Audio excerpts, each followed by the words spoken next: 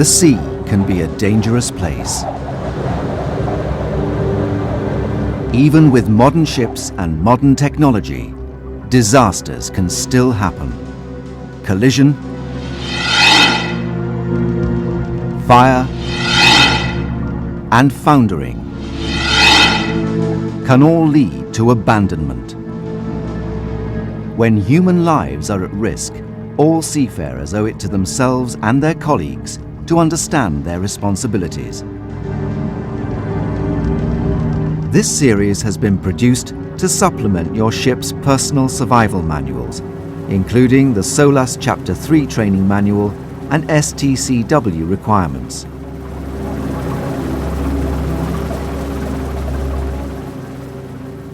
This video looks at enclosed lifeboats, freefall lifeboats, and rescue boats.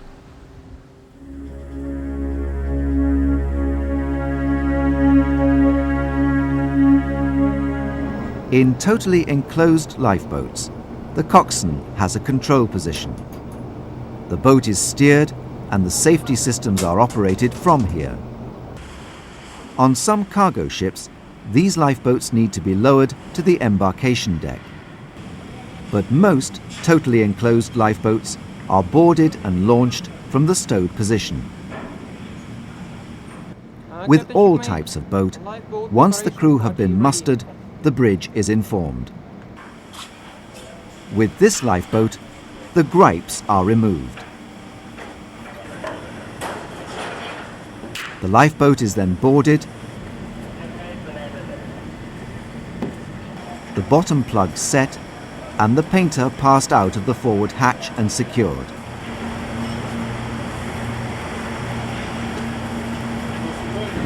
As the ship is in port, the harbour pins are removed, and the boat is then lowered to the boarding position.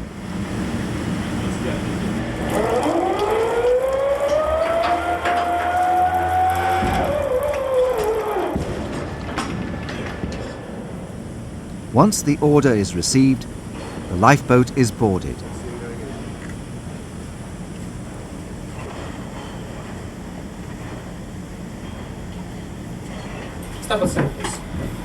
Occupants need to be directed to their seats. They must be spread out evenly, starting with positions away from the doors. They must sit down and strap themselves in. As they enter, designated crew members bring with them the satellite EPIRB, the radar transponder, and if there's time, extra water. Once everyone is on board, the doors and hatches are battened down.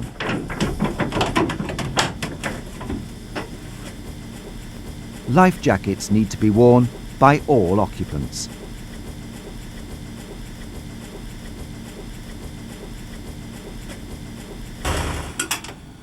The coxswain then straps himself in and starts the engine.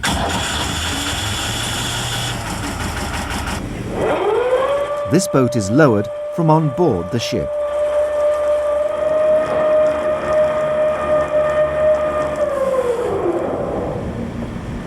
Many totally enclosed lifeboats are lowered from inside the lifeboat. The coxswain pulls on the self-lowering cable.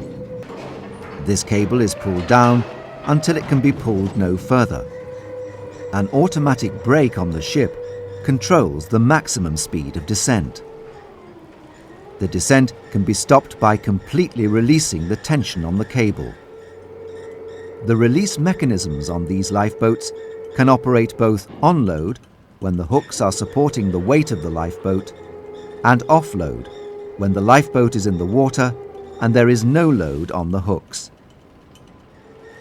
There are advantages in being able to release the lifeboat both off and on load, especially in bad weather.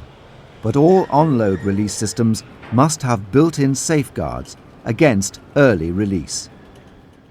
In this release gear, both falls are connected to pivoted hooks fitted to the lifeboat. The hooks are held in place by a cam that presses against the lower front corner of the hook. When this cam is turned, by operating the release handle, The hook swings around its pivot. The mechanical arrangements ensure that both cams turn and both hooks swing at the same time, so both falls are released at the same time. There are other systems. One is called the open-top cone system. Again, the mechanical arrangements ensure that both falls are released together. Check your lifeboat manuals to see which type is fitted to your lifeboats. A further safeguard is the hydrostatic interlock in the keel. This prevents release until the keel is underwater. There is an override mechanism. This must only be activated by the coxswain.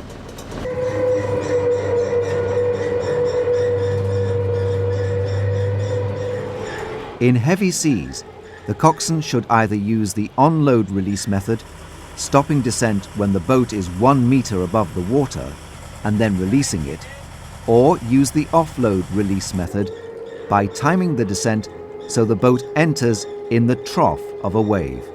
The coxswain pulls out the safety pin.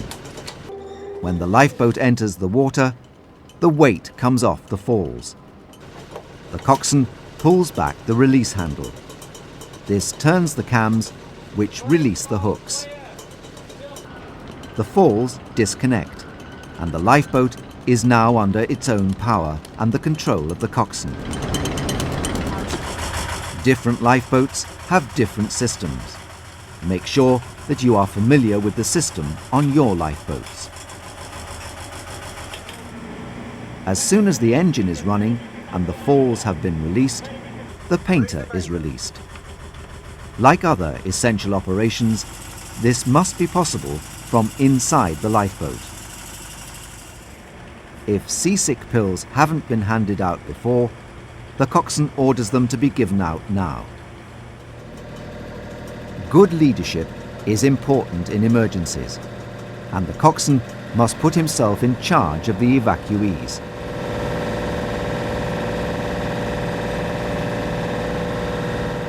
Steering will be largely done by compass. The buoyancy of totally enclosed lifeboats means that they're not easy to handle. Regular training is vital for their coxswains. Once the lifeboat is in the water, the coxswain should steer to a safe distance from the abandoned ship, taking into account all prevailing circumstances. This is probably upwind and clear of the bow and stern. The occupants of the lifeboat must always stay sitting down and strapped in. These boats are self-righting, but only if everyone is strapped in. The engines are designed so that they will still function should the lifeboat turn over and self-right. Some of these lifeboats are fitted with external sprinkler systems and internal air supplies to protect the boat and its occupants from fire and toxic gases. In a real emergency, once the boat has stopped in a safe position, the EPIRB would be switched on, secured to the survival craft, and put in the water. The SART, the radar transponder, would be mounted and switched on. Using the radio on board, the coxswain should help organize the gathering together of all the survival craft. Maintenance is essential to make sure that all the lifeboat systems are fully operational. The stores must also be checked and replaced in line with flag state requirements.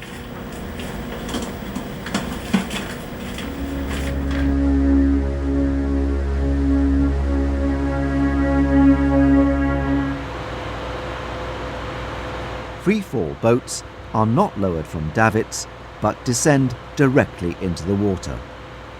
They are always boarded in the stowed position. An officer prepares the lifeboat for launching by first releasing the chocks that secure the boat in place. The battery charging wire is then disconnected. The officer enters the lifeboat and switches the boat's electrical system to battery power. The crew musters in the normal way, but they must enter the lifeboat in an organised way. Space is restricted inside, so some ships are provided with inflatable life jackets. You need to know and follow the procedures on your ship. The steep angle at which they are boarded makes it essential that boarding is carried out calmly. Personnel in the boat must be distributed evenly. On some ships, everyone has a seat allocated to them, so they enter in seat order, those nearer the bow of the lifeboat first. If individual seats are not allocated, then the lifeboat crew will direct people to their seats. Once in their seats, it is essential to strap in properly. You will need to make sure that you're using the right strap for your seat. Many of these lifeboats have head restraints that must be worn.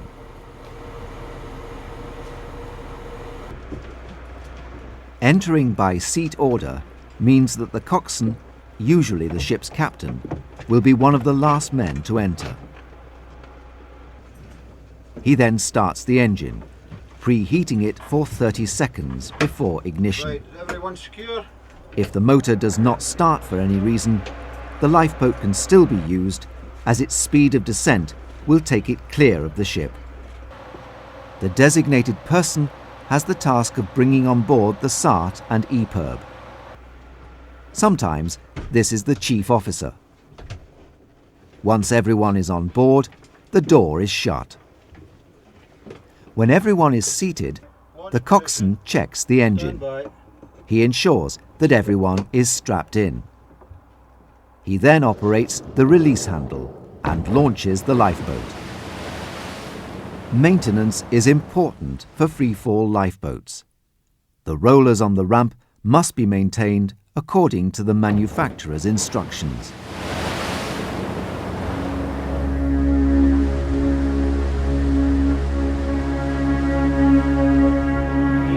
Passenger ships often carry partially enclosed lifeboats.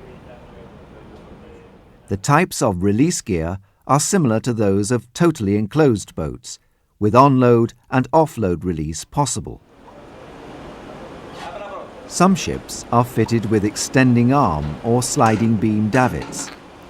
With this system, the first step is to remove the slip hook of the gripes. Then the rest of the securing system is removed. There are many different types.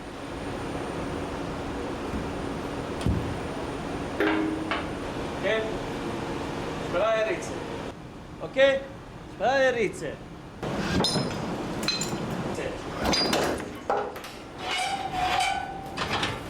Then the winch operator, in this case also the leader of the party, lowers the lifeboat to the embarkation deck. Bowsing arrangements depend on the davit system. This particular lifeboat is self-bowsing and descends to the position of passenger embarkation. You need to understand the system on your ship. Once at the embarkation deck, the party opens the ship's rails and positions steps that will make it easier for passengers to board the lifeboat. The helmsman opens up the sides, enters and turns the main battery on. With this lifeboat, the external power supply automatically disconnects as it is lowered.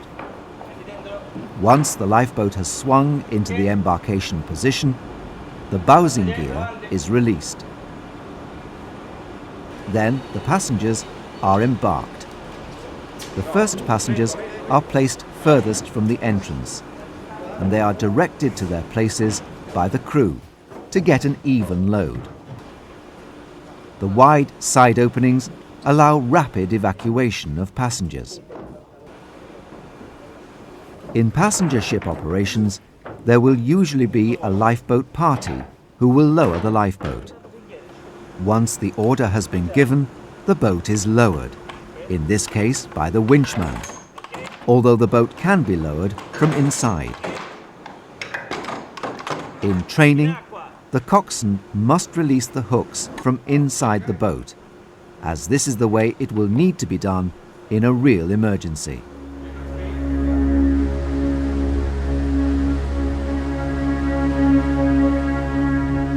Under the SOLAS regulations, most ships have to carry a designated rescue boat.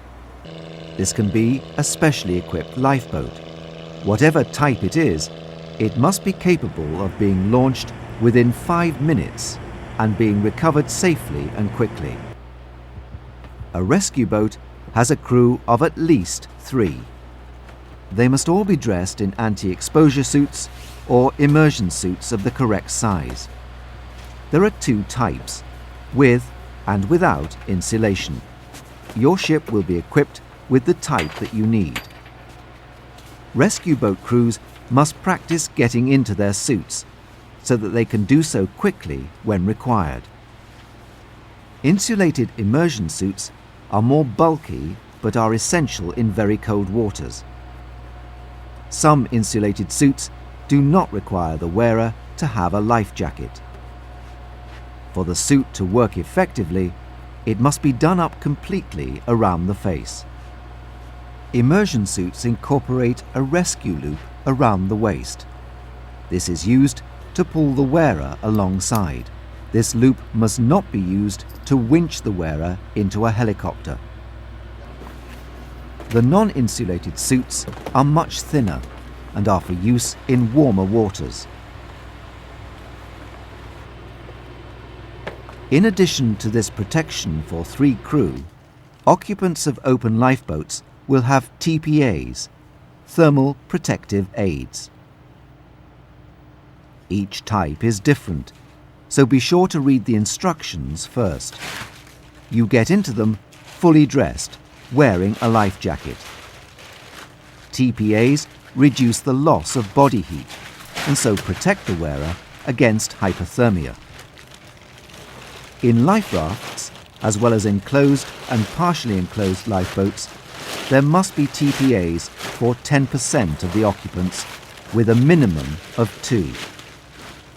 These should be used for anyone rescued from the sea. The TPA must cover the whole body except the face. Rescue boats must carry at least 2 TPAs for survivors. For rescue boat crews, frequent exercises are essential to ensure a rapid response in the rare event of a man overboard.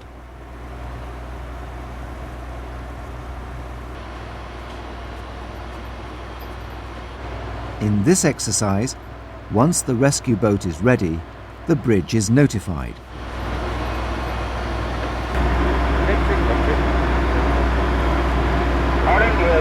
When the bridge gives the go-ahead, the officer on deck gives the order to launch. In a real emergency, immersion suits must always be fully zipped up. During the descent, the crew must stay sitting down. These boats are fitted with a release mechanism capable of both offload and onload release. Some are fitted with mechanisms similar to that seen earlier on the totally enclosed lifeboat. However, many administrations allow the use of a single hook attached to the fall, provided that it has multiple safety checks built into its operation. This rescue boat is fitted with such a system. In this exercise, the crew wait until the boat is in the water and use the offload release.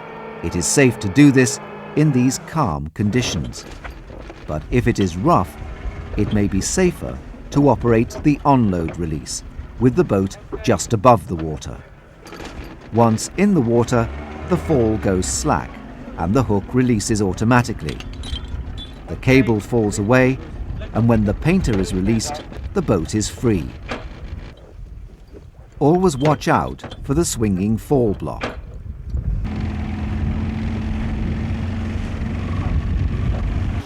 When making a recovery, the rescue boat should first make an approach at a safe distance to get into the right position and to show that help is at hand. The casualty is then approached with the wind at about 45 degrees on the bow. The 2 crew members go forward as the boat comes up on the leeward side of the casualty. This direction of approach avoids the danger of the rescue boat, with its greater leeway, being blown onto the person in the water. The two crew members get hold of the casualty, turning him if necessary, so that his head points towards the stern of the rescue boat. They then pull him into the boat so that his feet are pointing forward. In cold waters, it is very likely that the casualty will be very cold. They should be put into a TPA as soon as possible. Once the boat makes way, the bow will rise, and the casualty's feet will then be above the head, the correct position for first aid. In rigid rescue boats, it may be necessary to use a boarding net or other method to rescue a person from the water. The next stage is the recovery of the rescue boat with its crew and casualty. This is not too difficult when the ship is stopped. If a sea is running, the master will navigate the ship to help the rescue boat. However, connecting the boat to the fall in a seaway is never an easy task. It is important to maintain regularly all the ship's emergency life-saving equipment, especially the release mechanisms. The stores, particularly the pyrotechnics, should be checked to ensure that they're up to date. Participate fully in all emergency exercises. Read all available manuals. Take advantage of all emergency response courses. Watch this series of programs again. Make sure that you know what to do in case of an emergency. Your own life, as well as the lives of everyone on board, may depend on it. Many of the survival techniques for life rafts and lifeboats are dealt with in the 4th program in this series.